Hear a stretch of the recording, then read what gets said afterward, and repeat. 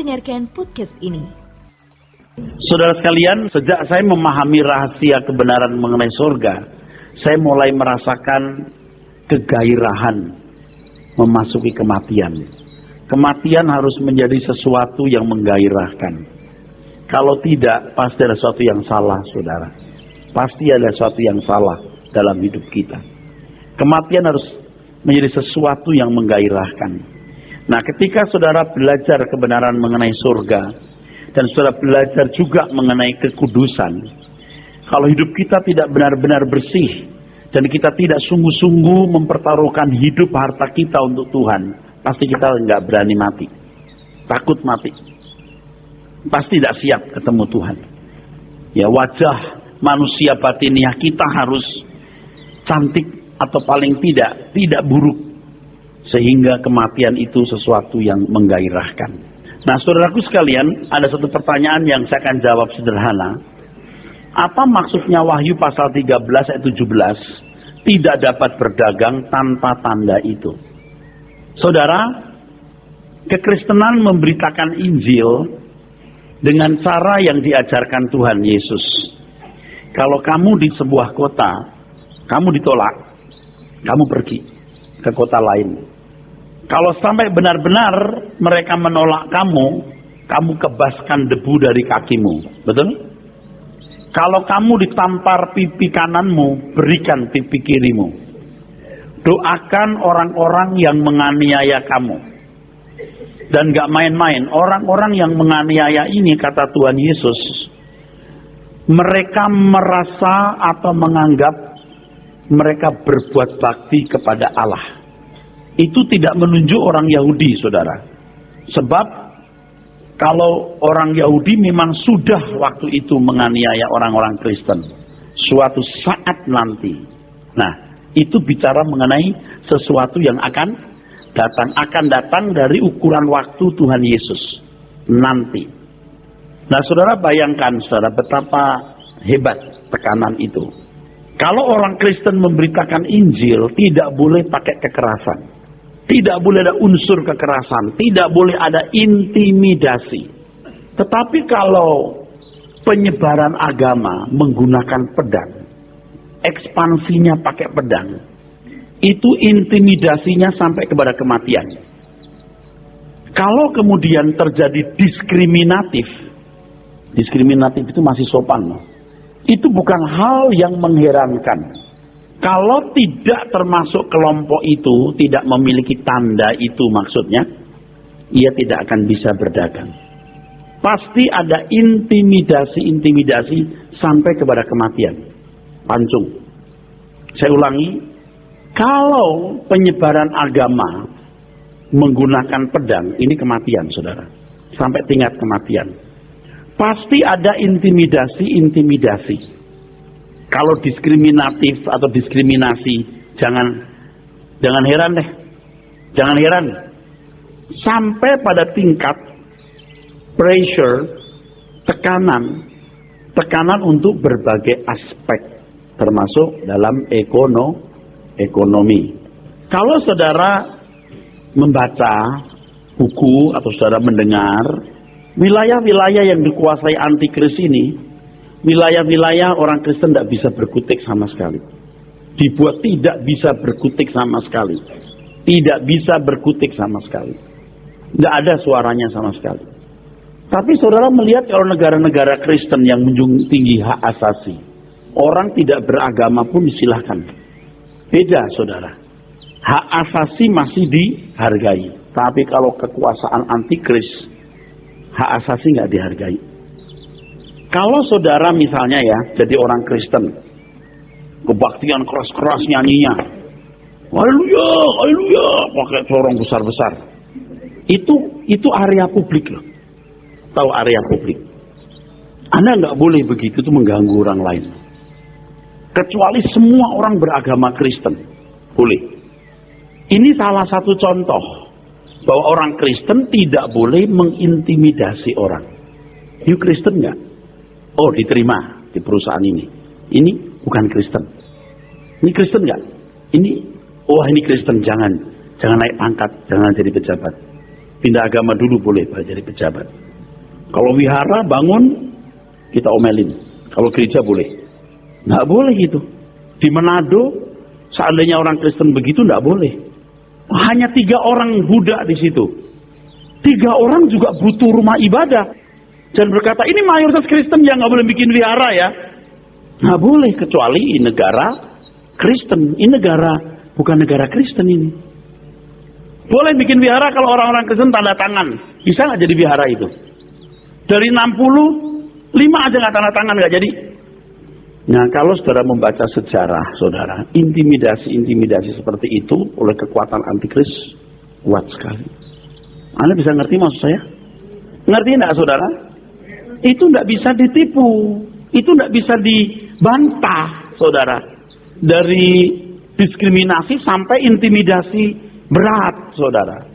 Nah, oleh sebab itu keadaan manusia menjelang kedatangan Tuhan harus kita baca dengan benar, saudara. Ya. Saudara jangan kira saya juga tidak belajar iluminasi. Saya belajar. Lalu pandangan bahwa ada orang memandang Katolik itu antikris. Saya pelajari juga, saya baca bukunya tebal. Salah itu. Kejam itu, nggak boleh begitu. Rockefeller, lalu mengenai dolar, lalu mengenai tulisan MD, SSL, XX 51, ya. Novus Ordo Seclorum, ya, ini mengenai angka 666 juga itu, oke. Bahkan saudara tahu bahwa Kaisar Nero itu dalam bahasa Ibrani itu bisa 666 loh. Saya bukan tidak belajar, tapi kita harus membedakan antara antikris dan main antikris. Ada banyak antikristoi, kalau kristoi itu jamak, tapi ada antikristos tunggal. Tetap tunggal nanti. Nah, tadi yang saya bilang bahwa saya masih utang banyak sama saudara itu kan, ciri-ciri antikris itu satu sosok tokoh. Ini pasti tokoh yang memiliki kaitan dengan agama. Kenapa? Karena dia mengaku Allah atau mengaku utusan Allah, lalu yang diserang itu agama. Yang diserang, yang diserbu, atau yang mau dipunahkan itu juga agama. Karena saingannya agama. Saingannya bukan kelompok perdagangan, enggak, agama juga. Antikris itu akan merubah rumah ibadah Kristen jadi rumah ibadahnya antikris gitu, saudara. Anda bisa ngerti maksudnya? Nyerang ke situ, saudara. Nyerangnya ke situ. Tempat-tempat yang memiliki sejarah keberagamaan, ini menyangkut, ingat binatang itu menyerang 2 keturunan yang lain, betul? Yang punya covenant, betul? Dan yang punya kesaksian Yesus, betul? Ini pasti tempat-tempat yang bersejarah yang berkaitan dengan keagamaan ini pasti mesti dirusak, mesti diganti. Supaya memunahkan keyakinan itu. Maka dia bisa bertata di bait Allah. Bertata itu tidak harus ada tata lalu orang duduk begini, enggak. Yang bertata itu tidak harus kursi atau orang, saudaraku, tapi bisa menunjuk gedung, bisa menunjuk benda-benda lain gitu. Nangkep maksudnya? Iya. Nah, itu masih berutang sama saudara saya, ya. Juga tentang nubuatan Daniel, ya, 70 kali 7 masa, itu tepat sekali itu, ya. Rinciannya itu tepat sekali. Sampai Jenderal Titus menghancurkan Yerusalem itu tepat sekali. Rinciannya 457 tahun, ya. Sejak Raja Artasasta memerintah atau membangun bait Allah, 7 kali 7 49 tahun dibangunnya bait Allah terus-terus. Waduh, hebat sekali kitab Daniel ini. Kalau bukan Tuhan yang nulis, tidak bisa tepat begitu, saudara. Tidak bisa tepat begitu. Tahunnya tepat sekali, ya, tepat sekali, tepat luar biasa. Ketika Antikris bertahta di bait Allah 42 bulan, berikan ini kepada bangsa asing untuk menduduki, betul nggak? Lalu tahun itu dihitung itu, tepat jatuhnya, saudara. Kapan? tepat jatuhnya ketika Yerusalem kembali direbut. Itu tepat waktunya, saudara. Tepat sekali, tahunnya tepat sekali. Kok Pak Eras tahu? Saya belajar sejarah. Tahun kapan ini dibangun, lalu tahun kapan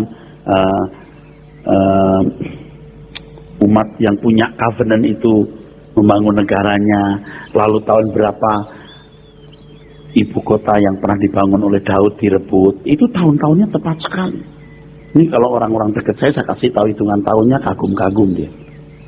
Jadi ini bukan satu spekulasi atau gambling. Enggak, ini tepat sekali. Udah nggak diragukan. Jadi kita percaya bahwa antikristus yang utama tidak perlu ditunggu lagi. Apakah nanti muncul antikris? Ya jelas, ada banyak kelompok, kekuatan-kekuatan yang melawan antikris, saudara. Gereja setan itu juga antikris. Tapi jangan terkecoh dengan kekuatan yang telah berprestasi untuk menyaingi kekuatan Injil atau kekuatan Allah yang benar, ya. Jadi tidak ada aniaya fisik. Iblis tahu bahwa aniaya fisik membuat orang percaya berhenti berbuat dosa. Jadi tidak perlu aniaya fisik. Nah, kalau ada orang Kristen menunggu antikris nanti membuat aniaya fisik, yuk Anda kecolongan. Anda kecolongan. Kenapa kecolongan, saudara? Sementara bahaya di sekitar saudara, bahaya itu adalah kekuatan antikris yang terus bergerak untuk menutup pemberitaan Injil. Bahaya kedua adalah materialisme dan pengaruh jahat kuasa kegelapan yang merusak kehidupan iman orang percaya, sehingga orang percaya gagal menjadi corpus delicti, tetapi juga gagal masuk kerajaan Allah. Kita baca dulu 1 Petrus 4 ayat 1, saudaraku. 1 Petrus pasal 4 ayat 1. Jadi karena Kristus telah menderita penderitaan badani, kamu pun harus juga mempersenjatai dirimu dengan pikiran yang demikian. Karena barang siapa telah menderita penderitaan badani, ia telah berhenti berbuat dosa. Saudara, iblis tahu kalau orang Kristen menderita penderitaan badani, dia berhenti berbuat dosa. Ketika aniaya itu terjadi, saudara, ada orang-orang yang murtad, banyak yang murtad. Yohanes mengatakan memang dulu mereka tidak berasal sungguh-sungguh dari kita. Tapi orang-orang Kristen yang sungguh-sungguh itu setia luar biasa. Tidak ada lagi pikiran, keinginan berbuat dosa. Boro-boro bikin dosa. Harus mempertahankan imannya dengan nyawa. Maka ketika aniaya fisik, orang Kristen berhenti berbuat dosa. Iblis tahu, nggak perlu aniaya fisik lagi. Nah, orang-orang Kristen dibodohi. Nanti ada antikris yang akan menganiaya secara fisik. Nggak usah aniaya fisik. Hari ini saja saudara kalau ketemu Tuhan, wajahmu buruk. Kelihatan depannya kayak bidadari, dalamnya kuntilanak, tahu nggak? Tidak punya wajah batiniah yang baik. Wajah batiniah yang baik itu mengasihi, menghormati Tuhan. Lebih dari nyawanya. Tunduk kepada Tuhan, rela mengorbankan apapun demi pekerjaan Tuhan. Punya damai sejahtera yang tidak ditopang oleh dunia. Punya rasa aman yang tidak ditopang oleh dunia. Punya beban terhadap jiwa-jiwa yang terhilang. Dan ciri-ciri yang lain. Wajah Anda masih buruk. Nggak usah nunggu aniaya nanti. Wajah batinnya Anda buruk. Nah, orang-orang Kristen merasa belum ada antikris, belum ada aniaya. Sementara dia dikirim menuju kegelapan abadi. Jadi kalau masih ada kekuatan antikris, maka itu hanya beberapa tempat di dunia ini, saudara. Nggak semua wilayah. Bagi wilayah yang terancam oleh antikris, orang Kristen, orang percaya harus bekerja lebih berat. Mereka yang tinggal di wilayah ini adalah orang-orang Kristen yang memiliki panggilan khusus. Kalau Anda tinggal di barat, mau bikin gereja di mana, mau kebaktian jam berapa, nggak masalah. Nyaman semua. Tapi di wilayah-wilayah di mana Injil tidak diterima dengan baik, dari intimidasi sampai tekanan, supaya naik pangkat, pindah agama, supaya jadi anggota legislatif, pindah agama, bisa begitu. Nah, saudaraku sekalian, jadi orang percaya jangan terkecoh ya, sambil nunggu antikris dia tidak tahu bahaya di sekitarnya dan materialisme. Aduh, sudah menggiring ke dalam kegelapan abadi. Jadi pengkhotbah-pengkhotbah akhir zaman yang ngawur itu dia bertanggung jawab itu, membuat orang bodoh dan tidak berjaga-jaga secara proporsional atau secara benar. Amin. Ngawur itu, ngaco itu. Yang bilang antikris itu IMF. Dan yang paling jahat itu ketika mengatakan antikris itu Katolik. Saya bukan orang Katolik yang pro Katolik Roma, tapi itu ngawur memang. Bener-bener ngawur. Kalau saudara sudah tahu dong, Anda tahu perhitungan 666? Itu jelas kan? Bilangan. Ada kata bilangan. Pasti itu. Tuhan Yesus sendiri mengemukakan bahwa di hari-hari kedatangan anak manusia, kehidupan manusia berjalan langsam seperti keadaan dunia pada zaman Nuh dan keadaan Sodom dan Gomora. Ini kalau ayat ini ya misalnya dibaca di luar negeri, di Amerika misalnya. Wah, ayat ini pas banget saudara. Coba dibaca Matius 24 ayat 37. Matius 24 ayat 37, demikian firman Tuhan. Sebab sebagaimana halnya pada zaman Nuh, demikian pula halnya kelak pada kedatangan anak manusia. Ini ucapan Tuhan Yesus yang tidak perlu ditafsir. Setuju saudara? Kalau di Wahyu masih ruwet ditafsir. Yang ini nggak perlu ditafsir. Yang jelas saja ada kok cari-cari yang mesti ditafsir-tafsir yang rumit. Ya tentu kita menghargai kitab Wahyu harus menafsir dengan benar. Tapi yang ini jelas kok. Seperti zaman Nuh. 38. Ayat 38. Sebab sebagaimana mereka pada zaman sebelum air bah itu makan dan minum, kawin dan mengawinkan, sampai kepada hari Nuh masuk ke dalam bahtera. Terus? Dan mereka tidak tahu akan sesuatu Tidak tahu akan sesuatu sebelum air bah itu datang dan melenyapkan mereka semua. Nah, enggak. Terus Demikian pula lah halnya kelak pada kedatangan anak manusia. Benar saudaraku sekalian. Benar. Enggak. Maka bisnis yang menguntungkan sekarang yang pasti laku yang pertama makan minum. Betul. Yang kedua bridal pasti. Pokoknya baju pengantin itu laku. Betul nggak? Nah saudaraku, sekarang Anda lihat ya pameran-pameran bridal itu banyak saudara. Emang laku. Terus perkawinan itu jadi kayak harga diri, betul nggak? Iya, itu dibuatkan dalam Alkitab. Dan kita juga membaca dalam Lukas 17. Lukas 17 saudara. Dari ayat yang ke-20. Demikian firman Tuhan. Atas pertanyaan orang-orang Farisi, apabila kerajaan Allah akan datang, Yesus menjawab, katanya, kerajaan Allah datang tanpa tanda-tanda lahiriah. Iya, Tuhan tahu otaknya orang Farisi ini loh. Kerajaan Allah yang dimaksud orang-orang Farisi itu fisik. Nggak ada tanda-tanda lahiriah ya. Gitu maksudnya. Terus? Juga orang tidak dapat mengatakan, lihat, ia ada di sini atau ia ada di sana. Terus? Sebab sesungguhnya kerajaan Allah ada di antara kamu. Ia dimulai dari pemerintahan Allah dalam hidup seseorang. Terus? Dan ia berkata kepada murid-muridnya, akan datang waktunya kamu ingin melihat satu daripada hari-hari anak manusia itu, dan kamu tidak akan melihatnya. Kamu nggak lihat, akan lewat waktunya. Belum sekarang maksudnya. Akan lewat waktunya. Itu saudara. Terus? Dan orang akan berkata kepadamu, lihat, ia ada di sana. Lihat, ia ada di sini. Terus? Jangan kamu pergi ke situ, jangan kamu ikut. Terus? Sebab sama seperti kilat memancar dari ujung langit yang satu ke ujung langit yang lain, demikian pula lah kelak halnya anak manusia pada hari kedatangannya. Nah, nanti Mesias ada di sana, ada di situ, ada saatnya begitu. Ini kan ucapan Tuhan Yesus sebelum antikris datang, saya tahu ya. Nanti ada ngaku-ngaku itu, ini Mesias nih gitu. Bikin kerajaan dunia, pemerintahan dunia. Ada hukum-hukum, ngatur masyarakat, ngatur duit, betul nggak?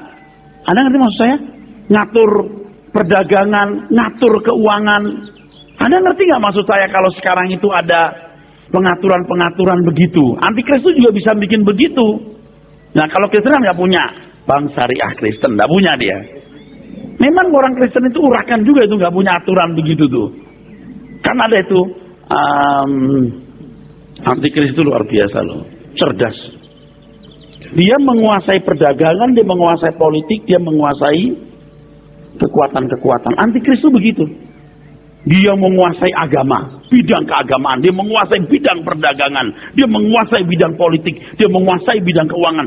Semua diatur. Nah orang Farisi itu maunya gitu tuh. Raja Daud ngatur semua termasuk keuangan, kerajaan. Betul nggak? Nah Tuhan kasih tahu hati-hati ya gitu. Tadi kita Matius 24 kita balik dulu. Matius 24 ayat 25. Tadi kita baca ayat yang ke-37 kan? Sekarang 25. Matius 24 ayat 25. Camkanlah aku sudah mengatakannya terlebih dahulu kepadamu. Jadi, apabila orang berkata kepadamu, lihat, ia ada di padang gurun, janganlah kamu pergi ke situ. Jangan ke sana. Kok pakai acara jangan ke sana? Karena ada hukum untuk ke sana gitu. Saudara pernah ke Israel?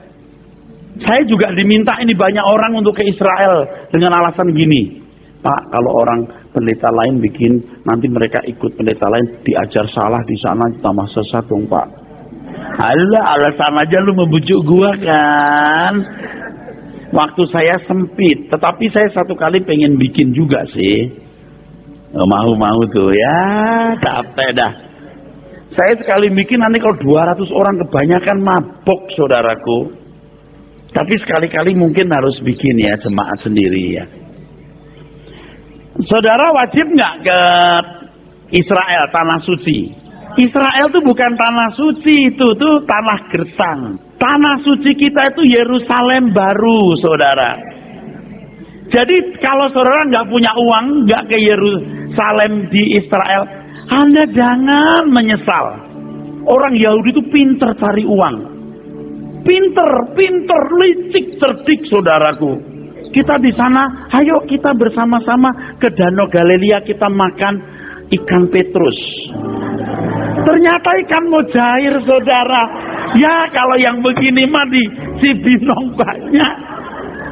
Jadi saudara kalau sampai nggak ke Israel juga nggak usah sampai meratap-ratap, kasihan aku mau dibaptis di Sungai Yordan. Sungai Yordan dengan di Geraha Rehoboth sami mawon Bu. Nggak usah.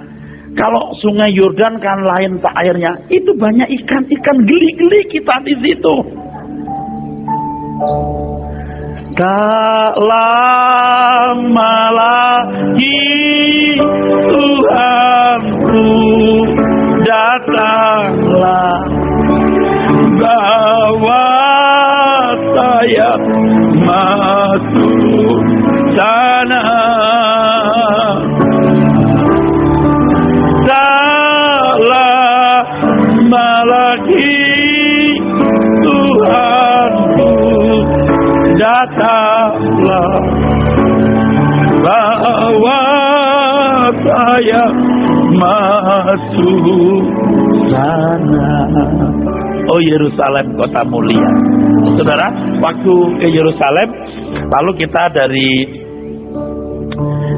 satu wilayah memasuk kota Yerusalem, kita berlihat kota Yerusalem lalu nyanyi. Semua di bus nyanyi. Oh Yerusalem, kota mulia, hatiku rindu ke sana. Sampai lihat Yerusalem, sedih gitu rasanya. Tapi saya tahu Yerusalem yang kita maksud bukan itu. Ya capek deh. Nggak diwajibkan loh ke sana. Jangan ke sana. Ulangi Pak, biar jelas Pak. Jangan ke sana. Jadi apabila orang berkata kepadamu, lihat, ia ada di padang gurun, janganlah kamu pergi ke situ. Ya, jangan kamu pergi di situ. Jadi kalau saudara tidak punya uang, nggak usah maksa diri ke Israel. Pak, kita pengen ke tanah suci. Kita tidak punya tanah suci di bumi ini. Saudara itu jangan ditipu oleh iklan-iklan. Saudara datanglah, kita akan memperkuat iman kita. Napak tilas. Lalu lewat namanya Via Dolorosa. Tuhan pernah jatuh berapa kali, ada tandanya, jatuh ke sini, jatuh ke situ. Gimana tahu? Orang Yahudi itu pintar cari duit, tapi saya nggak yakin bahwa betul-betul tempat itu, saya nggak yakin. Tempat ini pernah, tempat itu pernah. Lalu ketika saudara datang ke tempat Yesus dilahirkan, ada 3 tempat. Coba bingung, suruh milih. Menurut gereja Koptik di situ, menurut gereja yang lain di situ, yang lain di sono. Lu pilih dah. Kalau saya tahu, saudara, dia lahir di sini.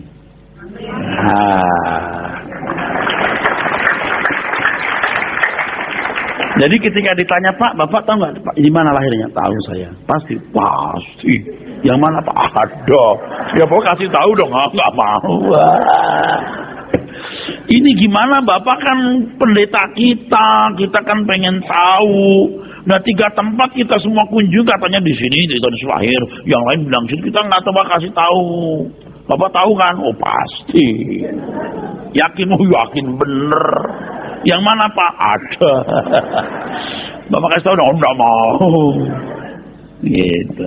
Mau kamu kasih tahu? Betul. Jangan bilangkan orang loh. Betul. Mau Pak. Mau. Betul. Jangan bilang orang ya. Ya. Di sini. Wah. Ya langsung gini. Aduh. Pusing kan?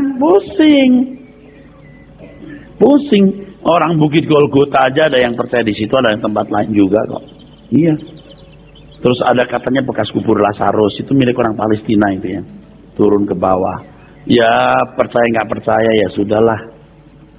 Itu kan ada tangganya ke atas begini kan. Kalau diikat bisa naik nggak kira-kira? Itu naiknya itu mungkin 2,5 meter loh, betul nggak? Tangga gitu loh. Tangannya curam. Lalu kalau sampai betul-betul bangkit sampai ke atas, itu ya, saya kira kayak jet li itu Lazarus. Dia terbang, gitu. Kayaknya susah kalau diikat lalu bisa sampai ke atas tuh. Jadi kayak gimana? Kayak ular keket gitu. Itu ular keket pun nggak bisa naik loh. Jadi kita harus bayar kalau ke situ. Adil saudara. Tapi kalau mau ke sana juga enggak apa-apa. Bagus kok, lumayan. Tapi kalau enggak punya duit jangan maksa diri. Mendingan duitnya buat dagang mie ayam, buat modal dagang, jualan baju, ambil di Mangga 2, dikreditin ke tetangga-tetangga, jalan. Gitu, mendingan begitu Bu, ya. Jangan dipaksakan mesti ke sana. Kalau duitnya banyak baru boleh, ya kan? Jadi ya nggak pernah ke Israel jangan terus merasa, aduh aku nggak pernah. Nggak, biasa aja. Anda ke sana ya 1-2 hari makannya masih mau, 3-4 hari itu makannya nggak cocok semua sama kita. Apalagi pada waktu makan yang namanya ikan petrus. Waduh, pertama saya ke sana saya pikir ya, ini ikan khusus. Saya bilang, loh ini nila ini.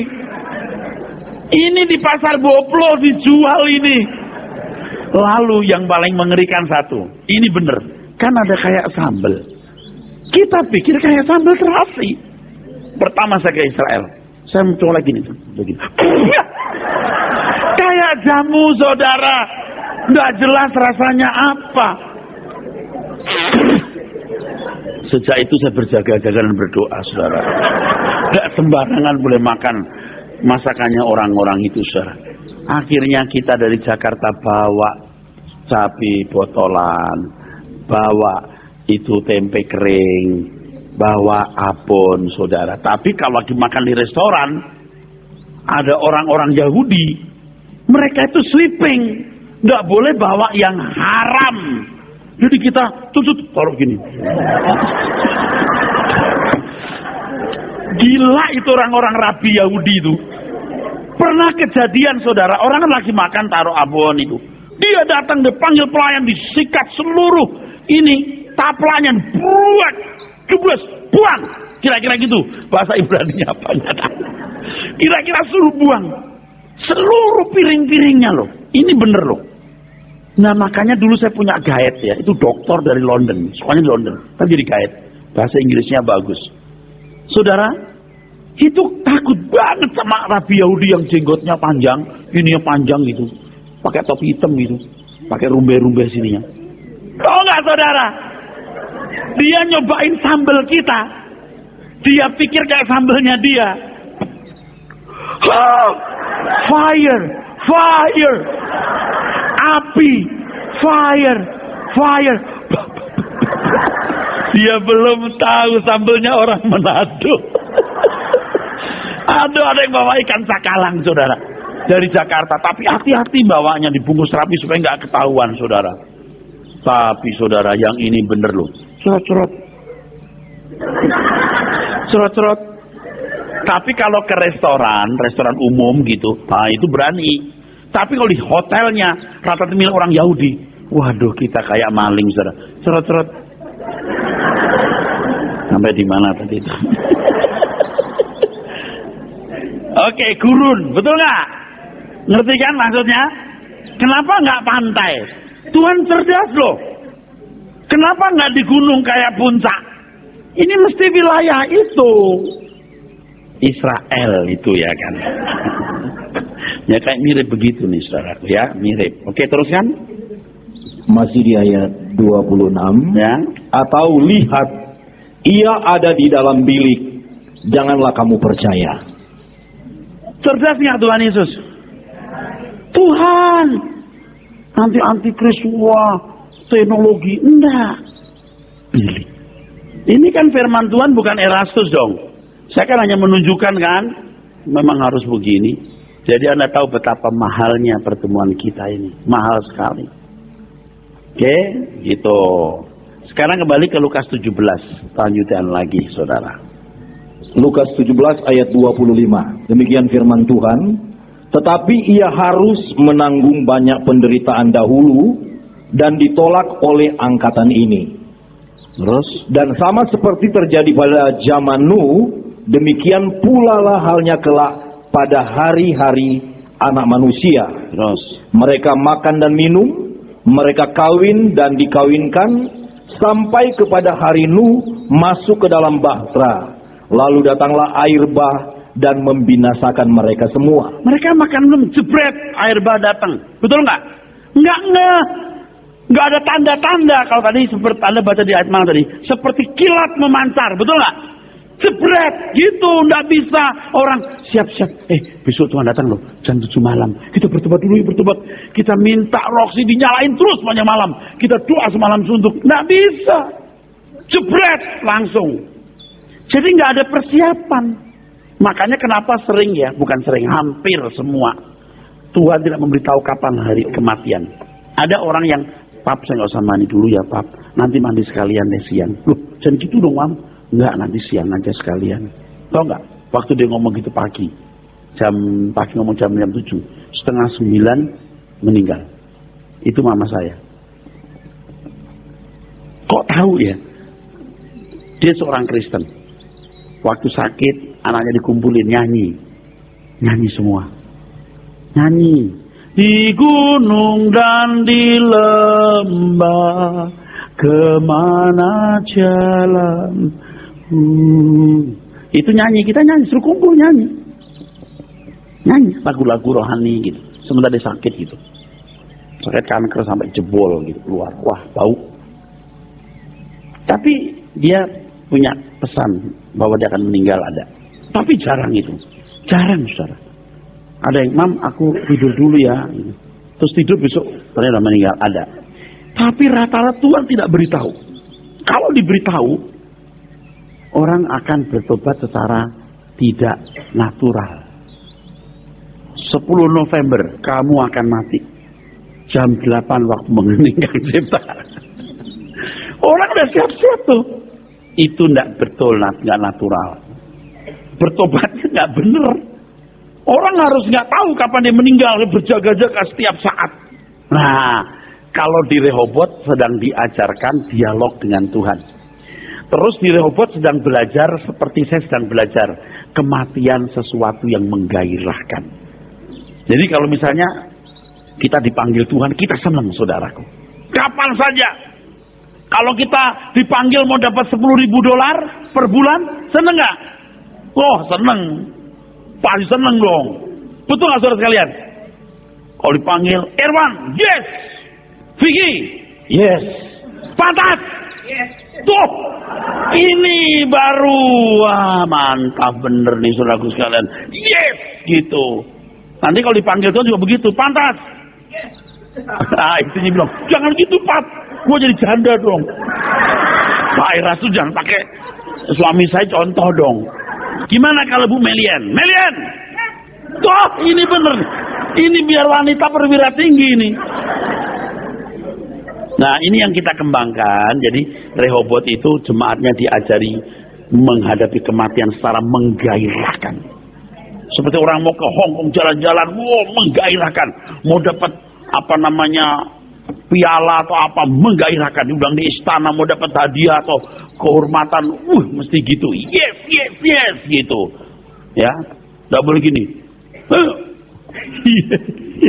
Nggak boleh. Oke? Seperti kilat, jebret Tuhan datang, Anda nggak siap-siap. Anda nggak siap-siap. Nah, terus Pak, terus. Ayat 28. Ya. Demikian juga seperti yang terjadi di zaman Lot. Mereka makan dan minum, mereka membeli dan menjual, mereka menanam dan membangun. Ya, semua berjalan langsam. Terus.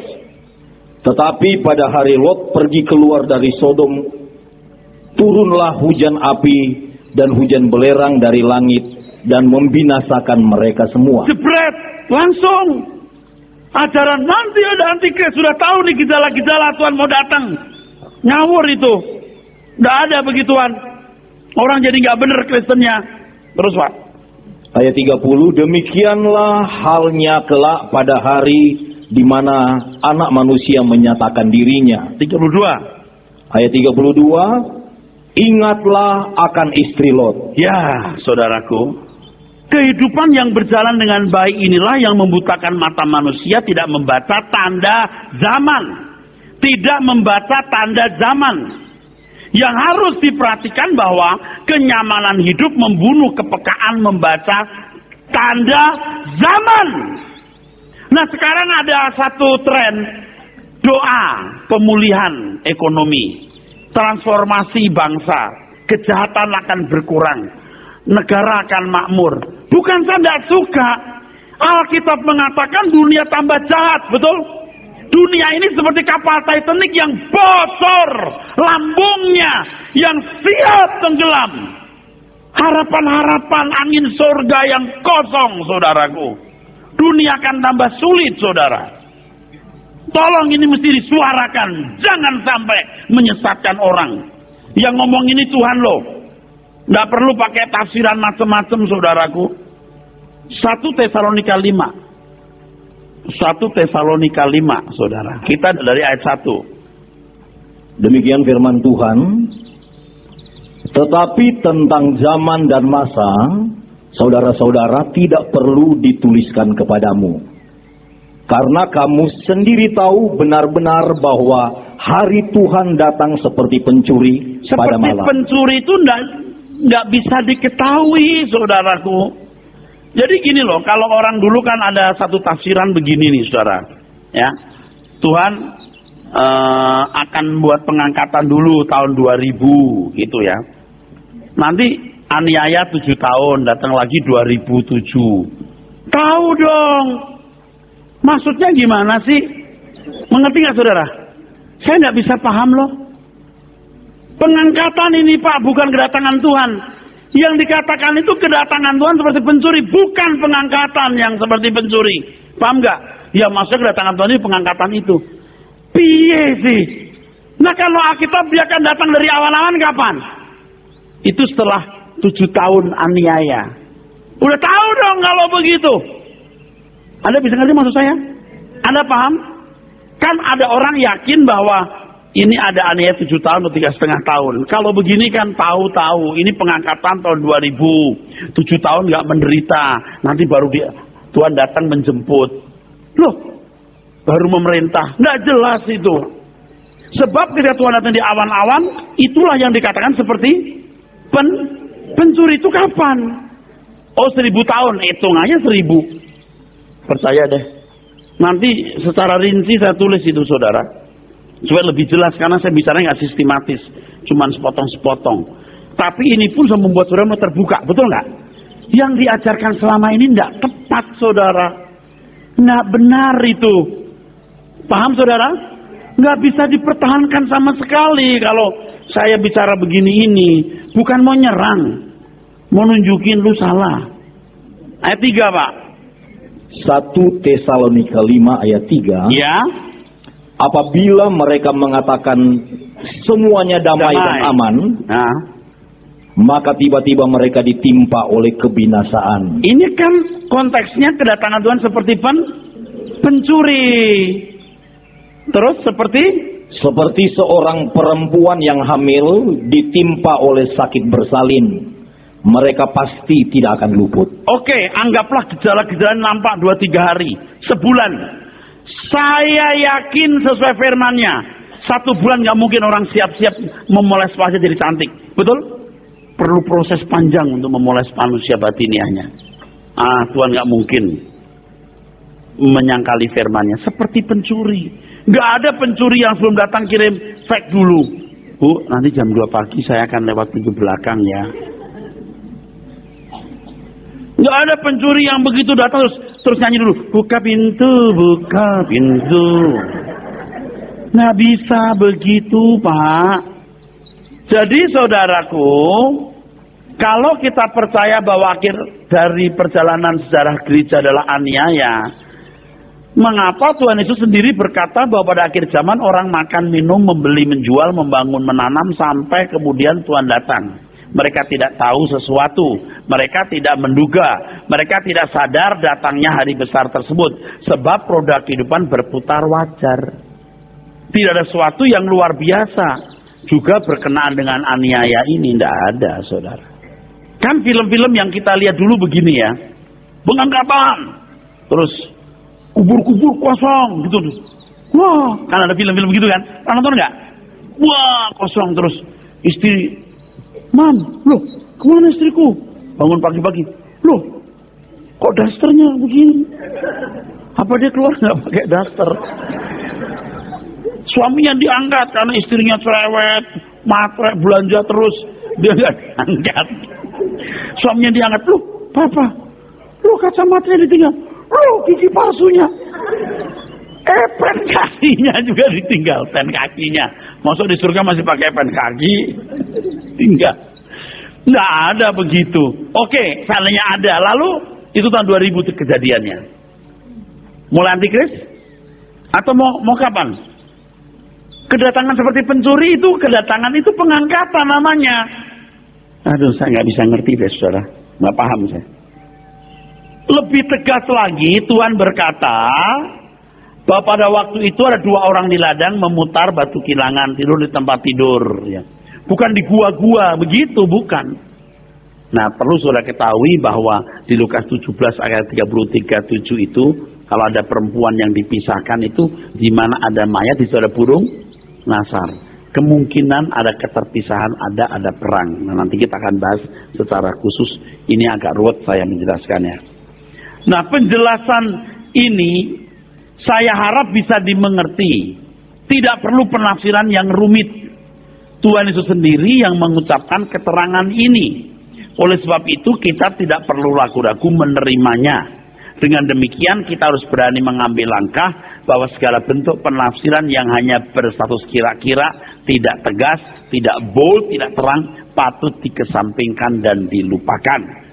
Selanjutnya tadi jelas bahwa dalam kitab Tesalonika semua aman. Ayat 3, ulangi Pak.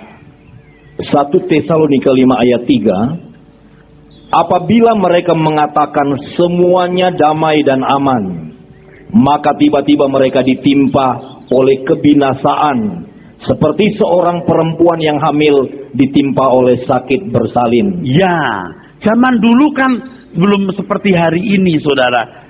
Dengan teknologi bisa cepat, akurat, kapan lahir, kalau perlu waktu lahirnya bisa diatur. Ya, Ya udah nanti Bu, kelahirannya dibuat tanggal 24 Desember jam 12 malam ya Bu, supaya dirayakan di seluruh dunia. Lalu pendarahan sampai meninggal. Nah kalau teknologi belum cukup kan begitu saudara. Seperti orang hamil, kadang-kadang 9 bulan belum lahir, 8 bulan lewat 15 hari sudah lahir, kan begitu. Kayak begitu itu, jelas. Jadi memang betul-betul tidak dimengerti. Nah, justru yang berbahaya di akhir zaman bukanlah antikris seperti yang diajarkan banyak orang. Walaupun di negara-negara tertentu itu masih bahaya yang mengancam. Tetapi materialisme. Di Alkitab, di Wahyu 17-18, Anda menemukan yang namanya perempuan pelacur. Itu Wahyu 17-18. Kita baca saja Wahyu 18-nya, saudaraku. Ya, ayat yang kedua langsung. Ayat yang kedua dari Wahyu 18. Ya. Demikian firman Tuhan. Dan ia berseru dengan suara yang kuat katanya, sudah rubuh Babel, kota besar itu. Dan ia telah menjadi tempat kediaman roh-roh jahat dan tempat bersembunyi semua roh najis dan tempat bersembunyi segala burung yang najis dan yang dibenci. Saudara, ini di tafsiran beberapa buku saya baca, Babel ini agama antikris yang akan membuat dunia ini memiliki satu agama. Ini ngawur. Sorry. Babel dan perempuan pelacur bicara soal materialisme. Akar segala kejahatan apa? Cinta uang, betul? Gara-gara uang gampang bunuh-bunuh, betul? Perzinahan, betul? Betul, saudara? Dan segala bentuk kejahatan di situ, kenajisan. Nah, oke, terus ayat 3. Karena semua bangsa telah minum dari anggur hawa nafsu cabulnya, dan raja-raja di bumi telah berbuat cabul dengan dia, dan pedagang-pedagang di bumi telah menjadi kaya oleh kelimpahan hawa nafsunya. Nanti Anda membaca pembesar, raja, pedagang. Kira-kira siapa itu? Orang-orang yang ngurusin harta. Sekarang orang jadi pejabat apa karena mau mengabdi negara? Oh mungkin ada, tapi berapa banyak?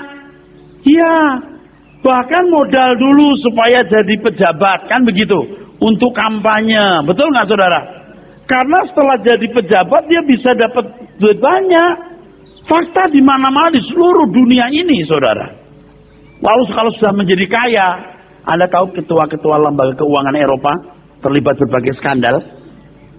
Lah, duit, saudara. Ini nggak ngarang duit, saudaraku. Sebenarnya ini materialisme Babel ini, pelacur itu. Ini bukan perzinahan seks, ini perzinahan rohani ketika orang memberhalakan uang. Dan dari itu sumber segala kejahatan dan dosa terjadi. Terus Pak. Ayat 4. Lalu aku mendengar suara lain dari surga berkata, pergilah kamu hai umatku, pergilah daripadanya, supaya kamu jangan mengambil bagian dalam dosa-dosanya, dan supaya kamu jangan turut ditimpa malapetaka-malapetakanya. Iya, ayat 9. Ayat 9. Dan raja-raja di bumi yang telah berbuat cabul dan hidup dalam kelimpahan dengan dia akan menangisi dan meratapinya apabila mereka melihat asap api yang membakarnya. Semua akan lenyap. Raja-raja, pemimpin, pejabat-pejabat. Waduh, kejem-kejem saudara. Wah, jahat, kejam. Demi mobil, demi apartemen penthouse. Aduh, kejem saudara. Bayangkan saudara, ada rakyat yang makan susah, penghasilan tiap hari 10.000 aja susah. Ini triliun-triliun loh saudara. Kejam banget saudaraku. Ini kan raja-raja yang bercabul saudaraku. Ayat 11.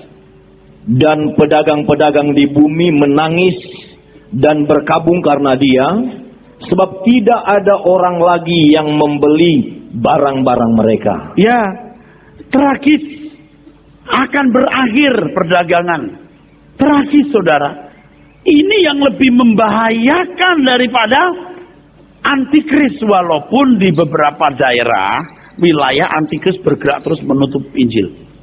Kayak Eropa, materialistis dan negara sekuler, padahal dulu justru negara itu yang mengirimkan utusan Injil.